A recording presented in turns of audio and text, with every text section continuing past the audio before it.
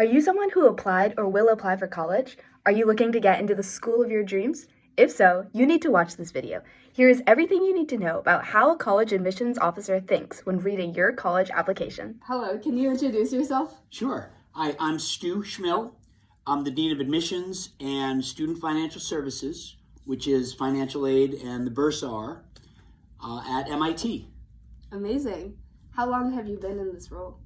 So I have worked in the admissions office here at MIT since 2002, and I started leading the office in 2007. Let's start with a few important questions that students have about applying to college in general. What does MIT and other top colleges look for in their college admissions process? MIT, and I presume other schools as well, look for students who are doing well in their classes.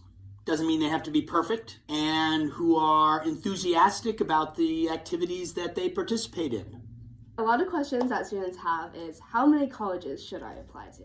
Students generally are applying to more colleges than they really need to. Between 5 and 8 or 9 is probably fine for most students. How do you consider students applying internationally? MIT considers students applying internationally the same way we do for U.S. students. So we're need blind in our admissions for U.S. students, and we're need blind in our admissions for international students. And we look for the same things.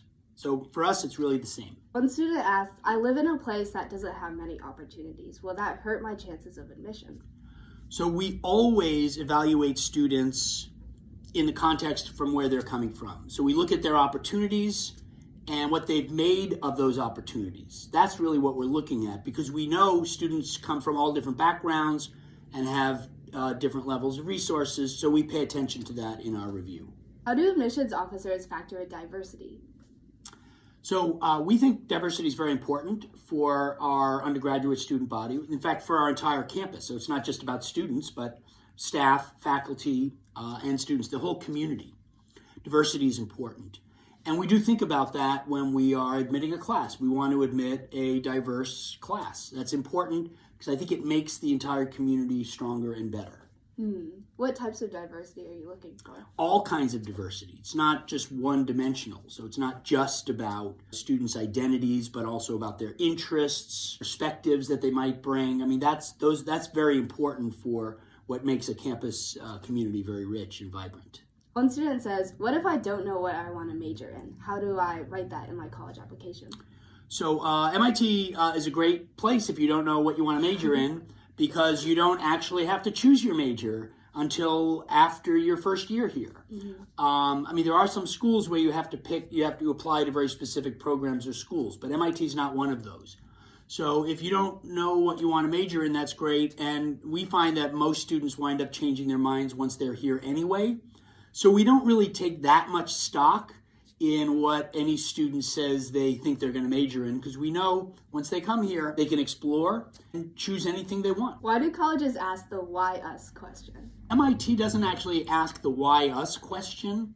We ask what program at MIT appeals to you the most. And I think we want to know whether or not the applicant has actually considered whether we would be a good fit for them. In the college admissions process, how many people read my application? So we've got about 40 members of the admissions staff, and 25 read applications. Every part of every application is read by at least one of our staff members, and many applications, as we're going through the process, get read by multiple staff members. And every admissions decision to admit a student is made by a committee. Students who wind up being admitted are seen by multiple members of the staff, almost the whole staff at some level. So it's a very thorough process. Whoa, okay. I didn't realize that I'm being perceived. Yeah. General question, how do I stand out in the college applications process? I get that question a lot. And really, you don't need to stand out. You just need to be yourself. And I think often students worry about that. Like, yes, we have a very low admission rate. You think, well, how can I be one of the few that get in? But that's not something you can worry about. One thing I'll point out is that after the process is over, so many students that we've admitted come up to me and say, how did I get in? Like I didn't ever expect to get in. And that's because students don't always see how special they are because they just think I'm just who I am. But when we review candidates, we see, in fact, so many of our applicants are really great and special. And you don't need to do anything different to try to set that apart. Just tell us who you are, answer the questions that we ask you, and describe to us what you do and why you do it. That's all you need to do. Be yourself. Okay. Be yourself. Gotcha. Let's transition a little bit to talking about stats when applying to college. A lot of people asked about standardized test scores, APs, etc. How much does GPA matter? GPA, we actually don't really pay that much attention to GPA overall.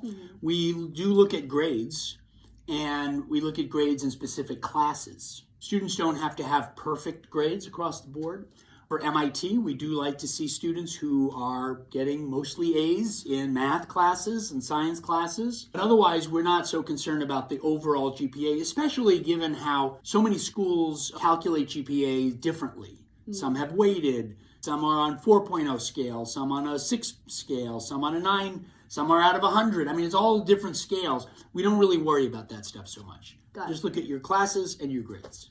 And a related question, a lot of students asked, I got a bad grade or I got a B in X class. How is that going to hurt my college admissions chances? No, I mean, certainly we look at the totality of your record. So one bad grade, and frankly, let me also say here what I just said was a bad grade. A B is not a bad grade. A B is a very good grade generally. Now, it's true that most students getting into MIT have mostly A's. Students should not worry about little slip-ups here and there. We look at everything. We also offer a space where if a student wants to explain something to us, they can explain to us, okay, what happened during this semester? You can tell us about anything you want to set your grades or a particular standardized test score in context if you need to. How much does SAT, ACT matter? Every school may look at this a little bit differently, but for MIT, we do require the tests. One of the few schools that does. But that doesn't mean that we are admitting based on your test score. We use the test scores solely to help us determine whether or not we think an applicant or a student is going to do well in our curriculum, which is very challenging.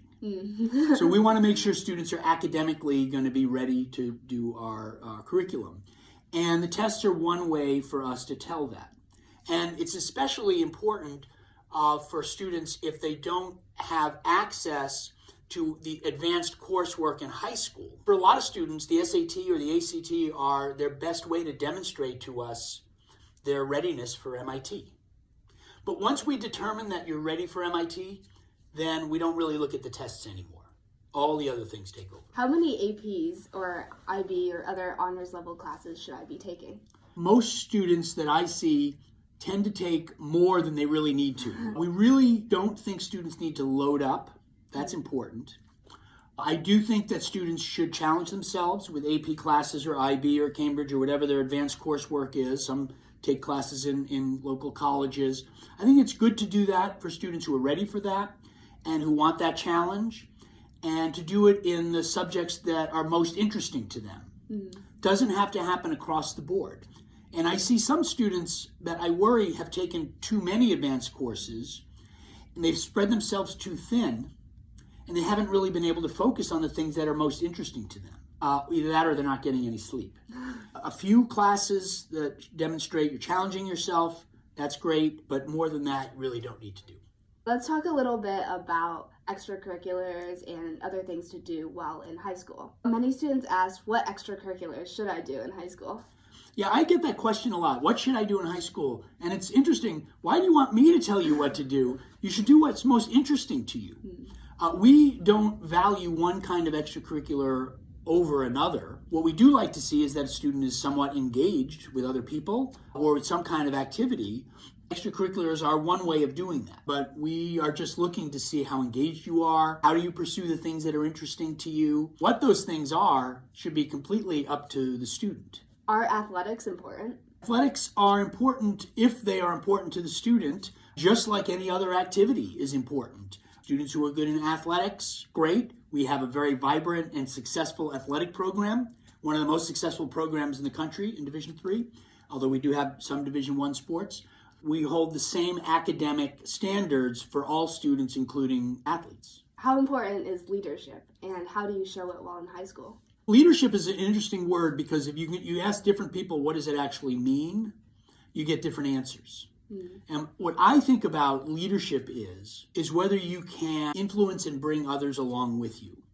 And oftentimes the leader of a group is not always the one that has the title of captain or president, because there are multiple ways of demonstrating that influence. Leadership can come from an interest in other people, trying to bring others along with you. You know, how important is that?